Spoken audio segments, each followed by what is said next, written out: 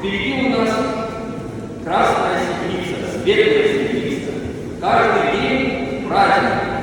Каждый день в храме будут служиться божественные литургии с крестным ходом по окончанию литургии. На крестный ход мы понесем с вами аркасы, крила, которые мы осветили, это специально исключенный хлеб. И в субботу эти аркасы будут расправляться и раздаваться вам, для того, чтобы вы в течение года могли их вкушать со словами радостного приветствия Христос воскресе.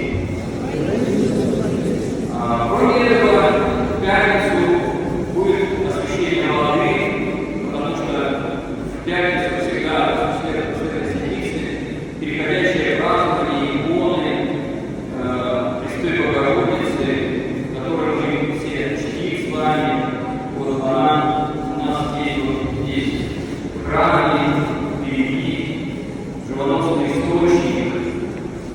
И когда мы чтим память этой иконы в пятницу на Святой Седмице, мы всегда совершаем малое освящение воды. Ну, еще хотел подчеркнуть завтрашний день, или сегодняшний уже, сегодня у нас воскресенье, в 9 часов будет служиться Божья божественная литургия, в 4 часа будет служиться